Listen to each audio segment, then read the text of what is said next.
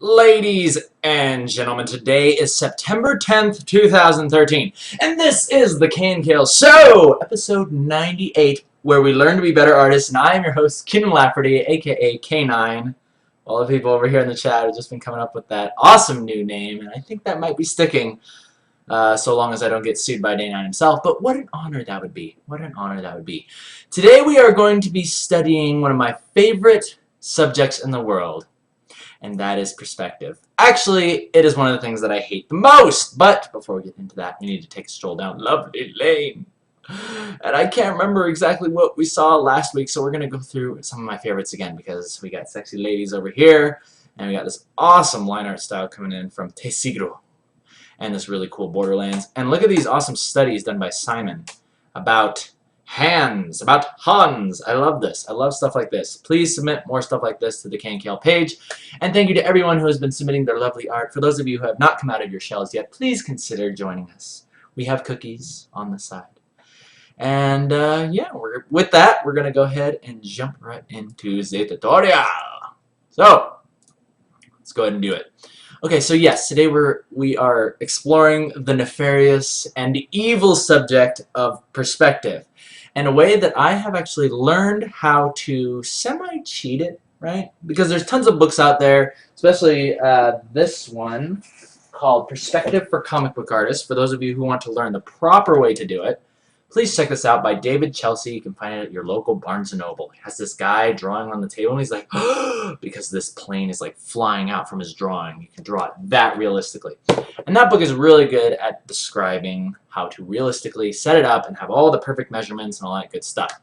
But for me, I don't like all of that stuff. I like to simplify. I like to make things easy for my tiny little brain to understand. So I'm going to show you guys a little bit of a trick that I figured out when you're drawing characters in perspective. So the first thing we're going to talk about here is, obviously you guys saw this thing on the Facebook, and I'm going to talk to you guys about how I got to this point, and I'll talk to you guys about, you know, basically what's going to be happening. And I can take us to that point. I can show you the world of perspective with a time lapse. So let's go ahead and get started on that, and I'll explain what is going through my mind as I'm doing this. Okay. So, the first thing I was doing here, and I might just pause this intermittently. First thing I did here, the first two on the left side, that was just me playing around with shapes, playing around with, trying to get a good flow of what I even wanted to do with this drawing. Originally, I didn't even want to do a tutorial on perspective today, but it just kind of fell into place once I did this drawing right here, the furthest right one. And what we're going to be drawing today is actually Fio from Metal Slug, one of my favorite games in the world, hand-drawn sprites, and one of the coolest side-scrolling shooters in the arcade. And this is basically what we're going to be talking about today. Setting up this grid right here. See this? And see this. Oftentimes, one of the problems that I used to have when I was setting up perspective was how far apart should the vanishing points be, right? And when you're doing a two-point perspective. And basically, I found out that all you have to do is, let's see if I can explain this in layman's terms. It's actually very simple. The distance that the vanishing points are is actually relative to the drawing, right? Because those vanishing points could be out here, and your drawing could be existing within this little tiny space, right? Think about the canvas, the frame. You know, if you were to frame, just put your hands right up to that. If it's existing within that plane, it will take on those perspective grid lines. And I'll explain that a little bit more in detail further. But let's go ahead and just finish with this. Okay, so you'll notice one of the things that I do is by setting up these two angles, these two almost right triangles, I'm very easily able to see, okay, this is the floor plane, this is where the character's feet will be positioned, and up here, this is where, you know, the camera angle will begin to look up, right? We're looking up at the character in the top half of the triangle, and we're looking down on the character in the bottom half. And this was me kind of doing a quick little experiment to see and make sure things were working right. Because again, I'm not very good with perspective, and I'm studying it myself. And so today, I want to just pass on the little nuggets of information, of knowledge that I've learned from doing this little thing. Maybe you can apply it to your art and use it for the good of the world.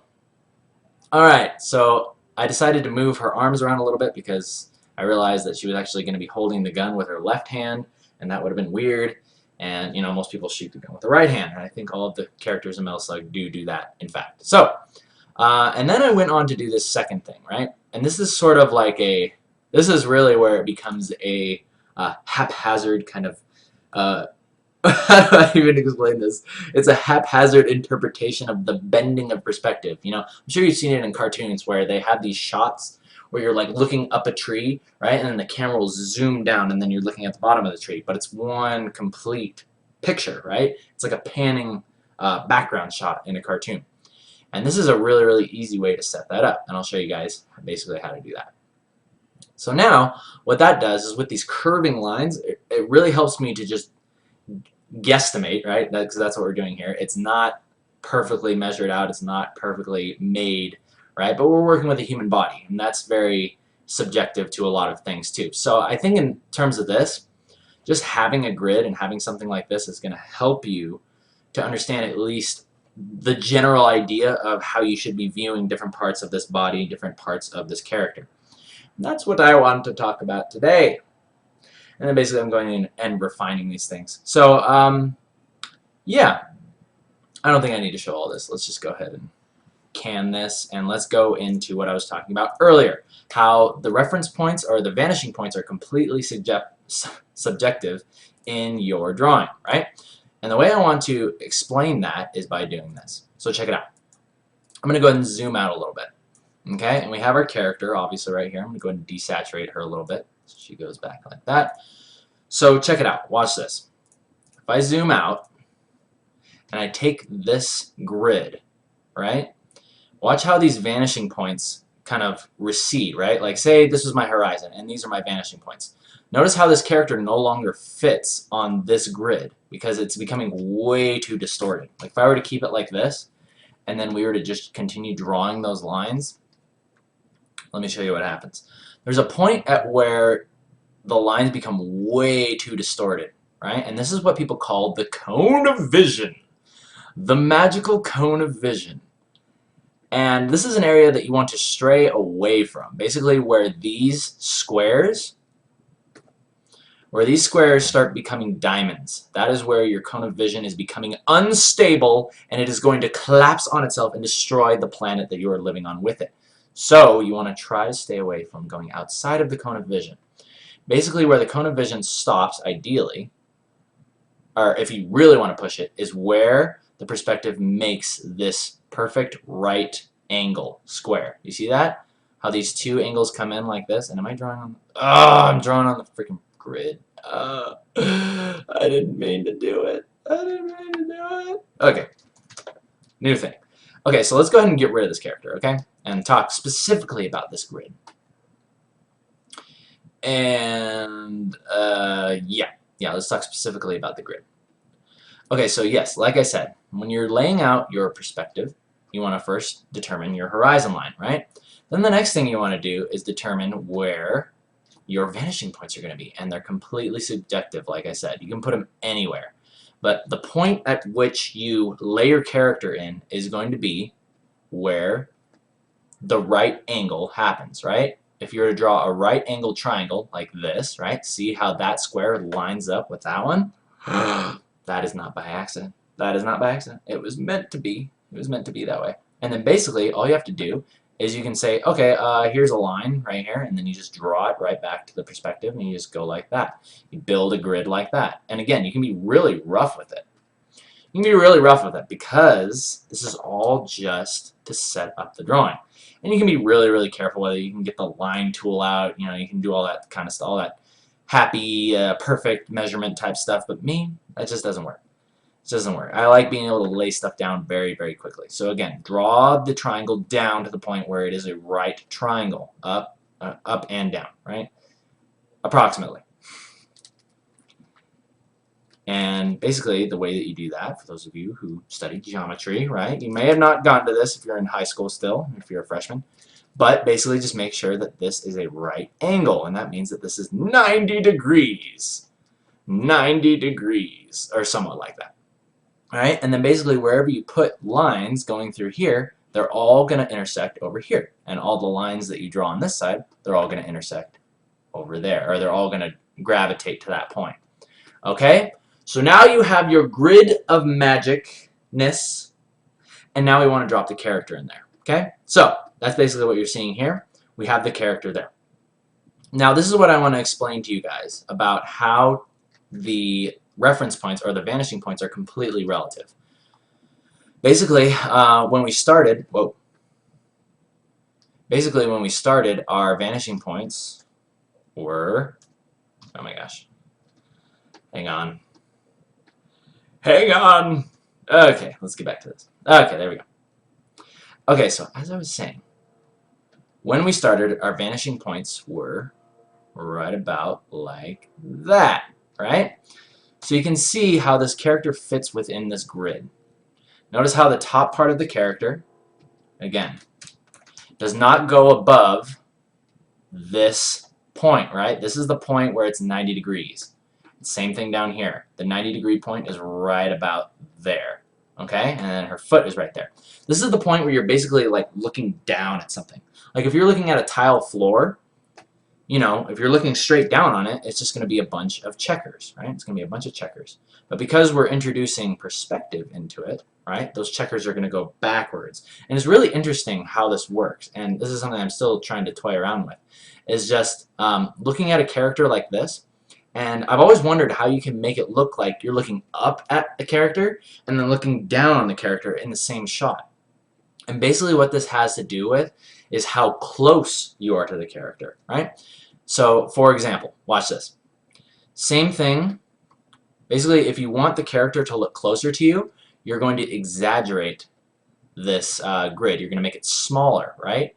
And what that does is now if you look at this, if I were to continue this grid, again, we're going to be moving into the point of no return. We're going to be moving into the point of no return, and things are going to start getting really, really distorted. And that can be bad. However, if we go back the other way, instead of lessening the grid, if we make it bigger, this is going to make the character appear like it's further away, right? So let me show you that as well. Let me duplicate this layer because I don't want to have to like perfectly line it up again. And I hope this is making sense to you guys, but just watch this. Let's zoom it out. What I'm going to do is I'm just going to make this grid really big. But now notice what's happened. Because I just did that,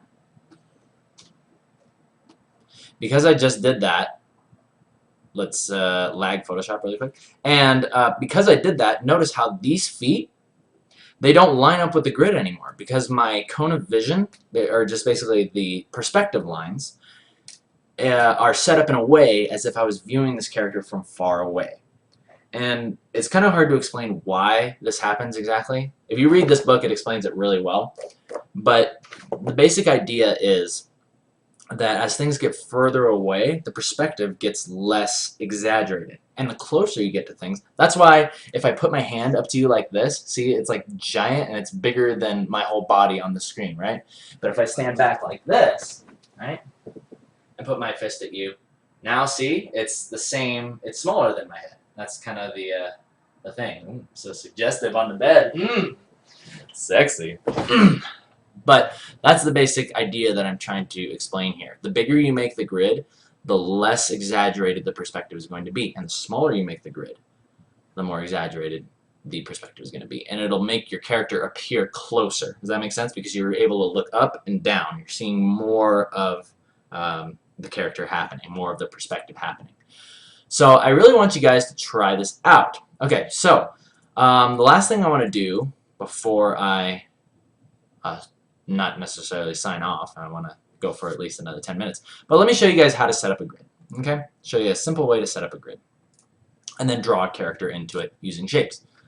So let's begin. Let's begin, shall we? Okay, so the first thing I like to do is I really like to just work with just a blue pencil, right? Or blue chalk thingy, whatever you want to call it. Blue chalk brush, why not? And the most important thing to do is work small first, okay? So here's what we do. We set up the perspective, or the horizon, right? And then you can really put the horizon lines anywhere you want, because you're like, oh, how far apart should they be? They could be right here, and then make a right triangle, right? And then you have to zoom in really, really far, and then, you know, the perspective is going to be like that. You see what I'm saying? Or you could do it this way. Or you can make the perspective, or the vanishing points way out here. But, again, See why it's relative? Because it's still going to make a right triangle at some point. All right, right triangle there, and right triangle up here. And again, this is all just estimating, right? This is just me throwing down a right triangle the best I can. Okay, it doesn't have to be perfect. And here's the other thing that's really cool, and I'll show you right after this. Is okay, so the next thing that you do is you figure out, where you want your grid lines to be. And again, it doesn't have to be anything crazy. It's just, okay, there, there, there, there, there, and there. And then you connect all of those grid lines straight across, straight across, straight across. Just something like that, okay? And, well, ideally you want it to be semi-clean. Something that you can do is you can hold down Shift, and you can kind of do one of these things, I think. Is it Shift? Oh, yeah, you can kind of do that. If you're using I think a ink brush would work better for this.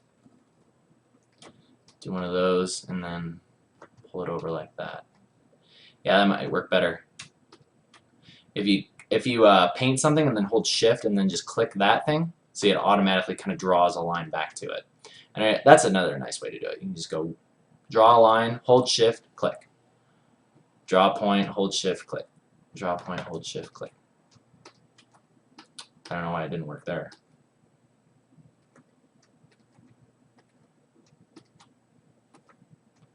Lovely. Okay, now I'll do this side too.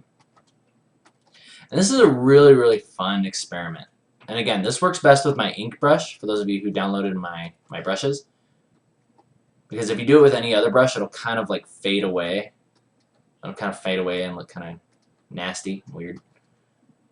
So yeah, just draw it, hold Shift, click. Draw a point, hold Shift, click. And then very quickly you can start to see a grid is forming. A grid is forming within there, right? And now it's really cool. Man, that makes that thing look like crap. Eesh. Okay, so anyway, this is just for demonstration purposes. So now what you've seen is you've created your perspective grid. Okay. Now, depending on how close you want your character to be, again, remember, you want to stay away from allowing your character to go above this point here and below this point, because you start to enter the Bermuda, the Bermuda Triangle, the Bermuda Triangle. Crikey. You don't want to go there. You don't want to go there. So stay within these 2 points if you want to really exaggerate and make it look cool. So the next thing I do, let me make sure everything is going right here. People over here would be like, no, I thought if I became an artist, I wouldn't need math. That's exactly what I said to myself, too. But it's not that scary, right? We can cheat it. We can cheat on the math test, right? We can cheat on it. However, if you do want to be completely, perfectly precise and mathematical with the measurements, you do unfortunately have to do it the way that it is described in this book, which I do like. I like the fact that it goes into detail, because I think it's good to be aware of the details and then simplify it from there, right? It's good to know that, hey, if I really ever needed to do an exact mathematical measurement of this object in perspective, I could lay it out that way. But just when I'm drawing these people from, especially human bodies, like I said, it's hard to measure those exactly. So this type of style lends really well to drawing characters. Okay, so like I said, basically what determines the level of closeness to your character is how much of this grid are we going to see. Because we can make it really, really big, right? And then you have a much, you could draw your character within here. And let me just show you guys what I'm talking about.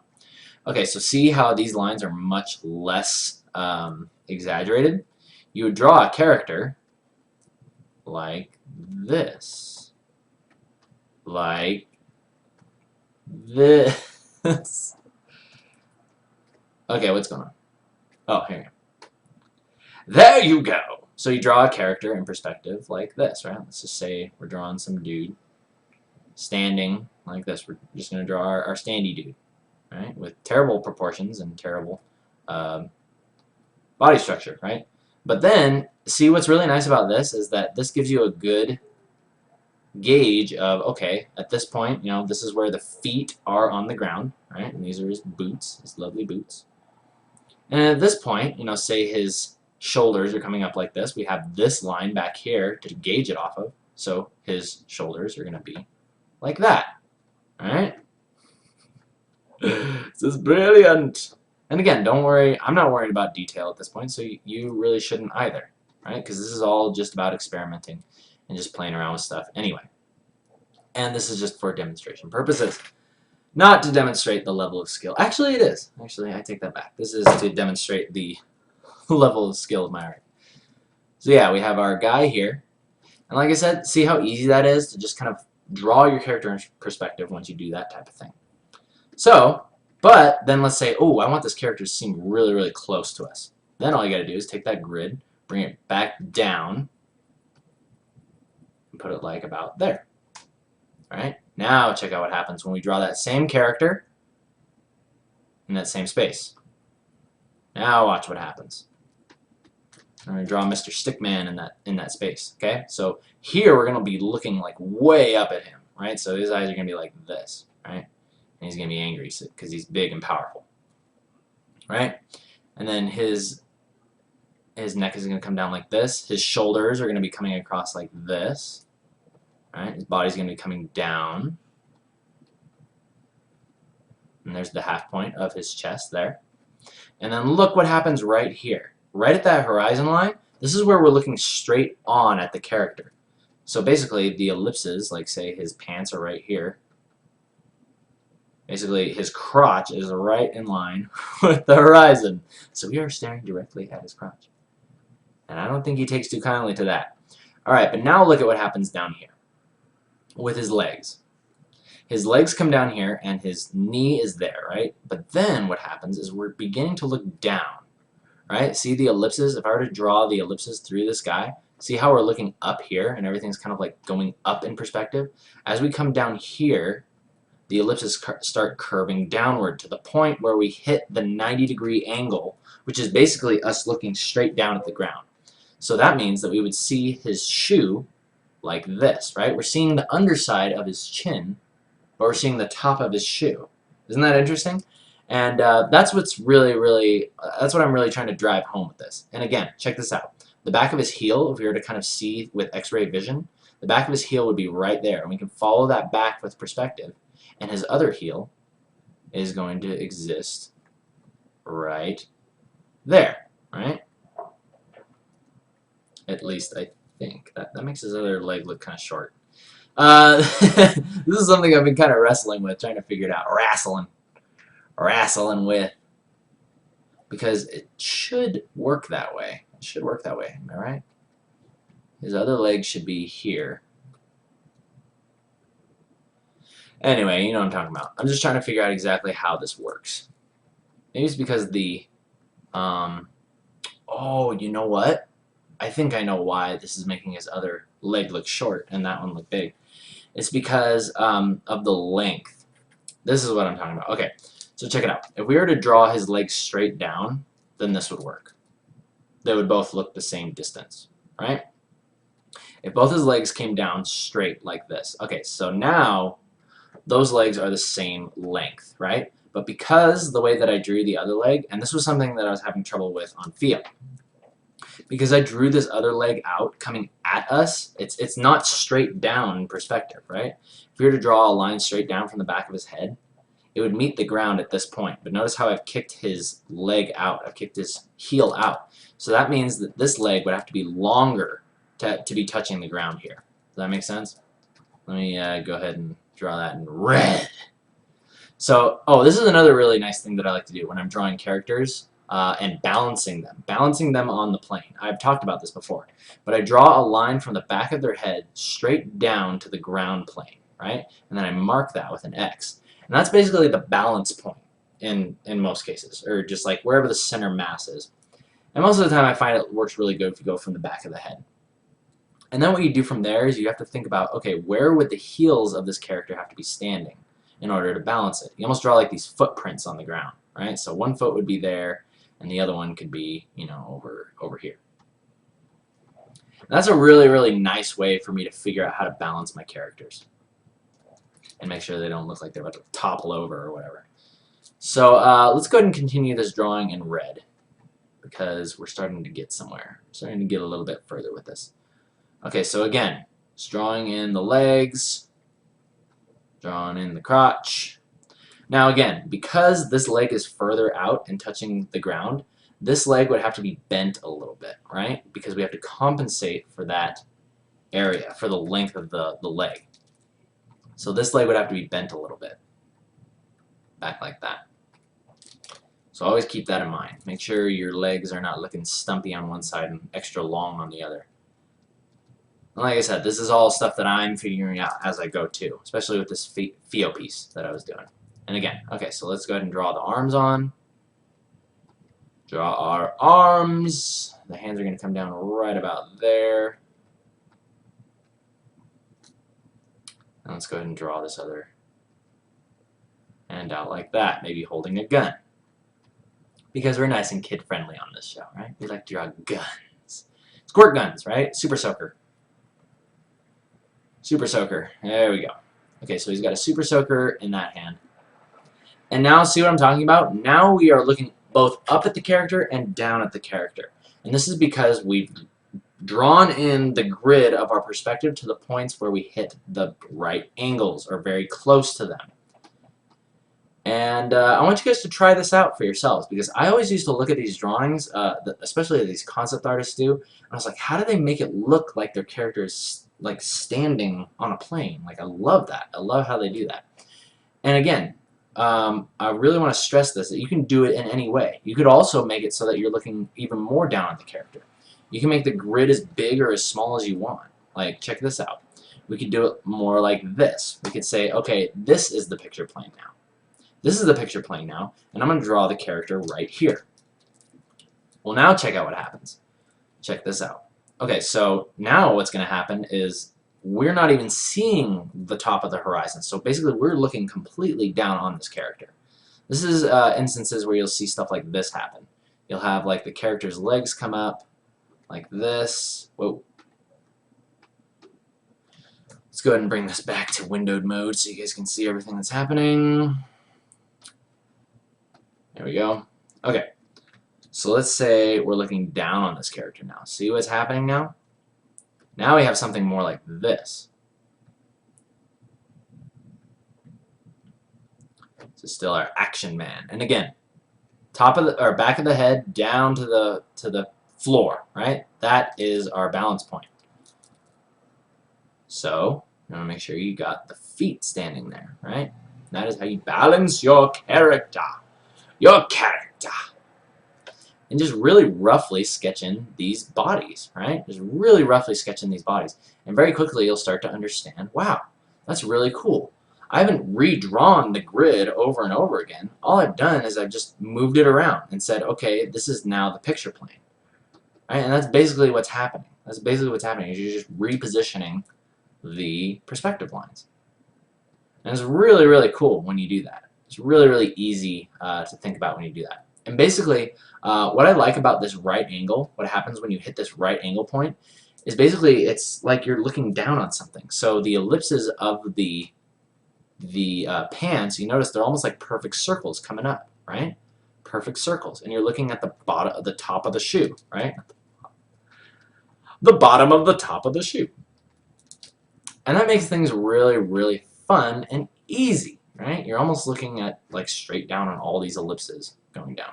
It's like a stack of pancakes. That's something. That's how I like to think about the human body when I'm drawing it like this. Okay. And again, you know, obviously you don't want your picture to look like that, so you can just grab the whole thing, or you can just get rid of the grid when you're done with it, and you can just enlarge your character. And look at that. He's already drawn in a perspective, and all you got to do is just follow your guidelines. And yeah, so let's go ahead and go back to the original drawing. Let's go back to our original Fio, and we'll talk about that. I think this should be it. Alright, so basically what I want to do is I want to sum everything that I've talked about today. Alright, so let's go ahead and draw with another color, green. How about green? So check this out.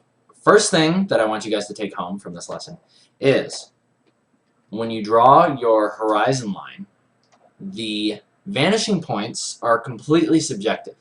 And basically the way that you construct your drawing is allow your vanishing points to exist on that right angle. Okay? This isn't working. It needs to be darker or something. Maybe. Oh, there we go. There we go. There we go. That's a good color. That's a good color. Okay, so make sure that your vanishing points, you know, if they're existing out here, remember, start small. Start small and then expand your grid to wherever you want it to go. And if you're really clever, what you can do is you just create one really nice grid, and then you can just use it over and over and over again. So, okay, so right at this right angle point, you want to be careful about dropping too far below this. Don't go for too far below, otherwise you enter the dead man zone. Things start to get too crazy. Right? But it looks really cool when you can look both up and down at your character. And remember, the more of this grid that is showing, the closer you're going to appear to your character. And the bigger the grid is, the further away your character, the less exaggerated the perspective is going to appear. Okay? So, and then the next thing that I wanted to talk to you guys about was these bendy lines, right? These bendy lines that are kind of going up through here like this, right?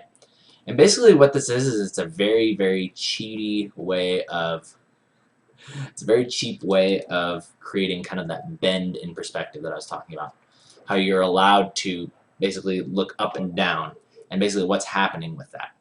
So to sum it all up, basically all you have to do is just draw a line, you know, from this point right here up to that point, right? And because we can't see the other right angle point, we can just kind of generally draw it to it, right? So it's going to look something like that, okay? You just pick a point on the horizon, and you want to make sure that this point just kind of goes up and meets that point. And again, very, very messy, very, very rough. But again, this is all for your experimentation, and I want you guys to try it out for yourselves. Okay? Pick a point on the horizon, draw it up like that, and then connect it up there. And what this allows you to do is it just creates like a bendy box of perspective, and then you can construct your character within that. And again, just offers more great guidelines for at what point you're trying to view your character at. Okay? So that's point one. Second point is, once you've got a grid like this, pay attention to your ellipses. And remember, as the character hits above the horizon, as it goes above the horizon, you're going to begin looking up, right? At this point, like if we were to look at Theo as a stack of pancakes, again, that's what I really like to think of it as. Just a stack of pancakes going up like this, right? And then as you come closer to the horizon line, those are going to get flatter and flatter and flatter. And then the stack of pancakes goes down like this, right? So it goes down here and then up there. And if we were to draw these ellipses going through Theo, we'd see that same thing happening, right? We're looking up here. And then this is the point where we're looking dead on at the character. And then from this point, it starts to go down. You see that? And then at the point of the right angle, we are almost looking straight down, right? Like her heel is right there. This heel is right there. And the ellipses are almost, well, this leg is different because, like I said, it's coming out. It's not following that same exact perspective. It's coming out, so you want to keep that in mind. Like these perspective lines, these ellipses are just a little bit more like that, and then they'll start to curve down. Does that make sense? Because this leg in perspective is not, you know, like a cylinder in perspective would look like this at that point. Yeah, kind of like that. It would basically look like that, but because this leg is coming toward us, it looks more like that. Whew! Alright, so I hope that made sense to you guys. I know it's a little bit of mathematical things, but I've tried to simplify it as much as I can. These last 5 minutes, I'm going to open up question catapults. And until then, I'm going to go ahead and just keep working on Theo, and you guys can go ahead and watch me. I'll take a couple questions, and then we'll end number 98 in the KNKL show. My hair is absolutely crazy today. I really need to go get it cut. Like, look at these little curly cues. Look at these cute little curly cues. Aren't those just precious? Those happen when I go and I like work out and I sweat a lot. I don't know what happens, but I just get like these cute little curly cues on the side of my head, and they need to go away because they make me look like the chick from Kung Pao, and I'm not into that. I mean, I'm into that, but I'm not into me looking like that. So, anyway, let's go ahead and continue with you. We'll take a couple questions and then we'll end. Alrighty then. Alrighty then. Someone asked, what did I eat for breakfast? Excellent question. Excellent question. I had honey bunches of oats. Honey bunches of oats and one of these really good coconut treats that my stepmom makes.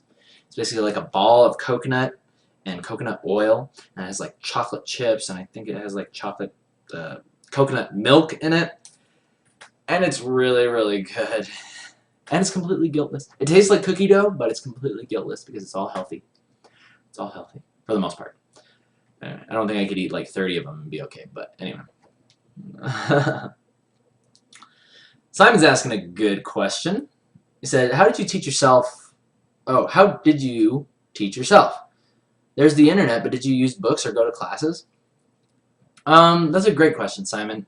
I think the biggest thing that I did growing up was just look at other artists, and I say this a lot. I'd look to other artists and be like, ooh, I like how they did that. I like how they executed this drawing. I want to be able to do that.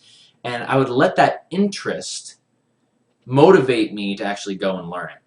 Rather than, oh, I got to learn how to do this, otherwise, I'm not going to get accepted to this college or, go to this thing.